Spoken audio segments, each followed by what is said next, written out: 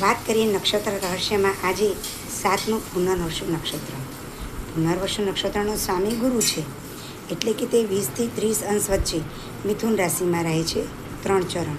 જ્યારે છેલ્લું ચરણ 0થી 3:20 વચ્ચેનું કર્ક રાશિમાં રહે છે.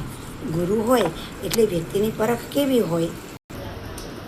સારા સ્વભાવનો, મદદ કરવાની વૃત્તિવાળો, તેમજ પ્રતાપી હોય છે, સંસ્કારી હોય છે. જીવનમાં ચડતી પડતી ઘણી જોવા મળે છે.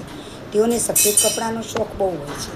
અને વ્યવસાયની વાત કરીએ તો ગુરુ એટલે શિક્ષક, જ્યોતિષ, પંડિત, પછી કોઈ સારા ધાર્મિક ક્ષેત્રના મુખિયા, તેમજ એકાઉન્ટન્ટ, રાજદૂત, પત્રકાર,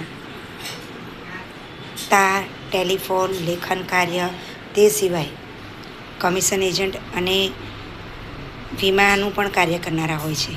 જ્યારે કર્ક રાશિનું જો આ નક્ષત્ર એક ચરણનું હોય તો જૂની એન્ટિક વસ્તુઓને લગતી કોઈ કાર્ય કરનાર, જજ, વકીલ, શિક્ષણમાં પોતે કોઈ અધ્યક્ષ હોય, તેમજ પ્રવાસ ટુરિઝમને લગતા કોઈ કાર્ય કરનારા, ઠંડા પીણાને લગતા કોઈ વિક્રેતાઓ પણ હોઈ શકે.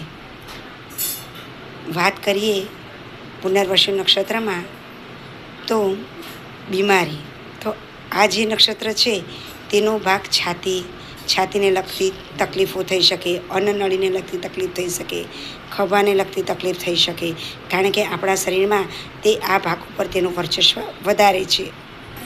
ક્ષય, ફ્લૂરસી, પછી તમારે શ્વાસને લગતી કોઈ તકલીફ થઈ શકે, અન્નનળીમાં કોઈ રોગ આકસ્મિક થઈ શકે જો આ નક્ષત્ર દૂષિત હોય તો. એટલે કે પુનર્વસુ નક્ષત્રમાં જો રાહુ આવ્યો હોય કે ગુરુને લગતા શત્રુ શુક્ર આવ્યો હોય તો આ નક્ષત્ર દૂષિત થયું કહેવાય. તો તેની શાંતિ કરાવવી જરૂરી છે. તેની શાંતિની વાત કરું તો ખાસ આ ગુરુનું નક્ષત્ર છે, એટલે ગુરુની શાંતિ કરાવવી જોઈએ. તેમાં તમારે દરરોજ કેસરથી યુક્ત તેનો ચાંદલો કરવો, માતા પિતાની આજ્ઞાનું પાલન કરવું, અથવા માતા પિતાની જે વસ્તુઓ હોય યાદગાર તે વસ્તુઓને સાચવવી અને તમારી સાથે તેને યાદગીરી તરીકે કોઈ પણ એક રાખવી. મંદિરમાં ગુરુને લગતી વસ્તુઓ દાનમાં આપવી.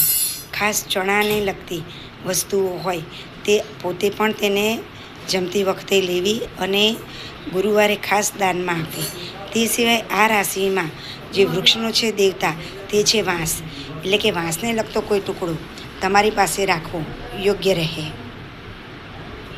આ નક્ષત્રનો સ્વામી આદિત્ય છે, એટલે ઓમ આદિત્યાય નમઃનો જપ કરવો આપના માટે શુભ રહે.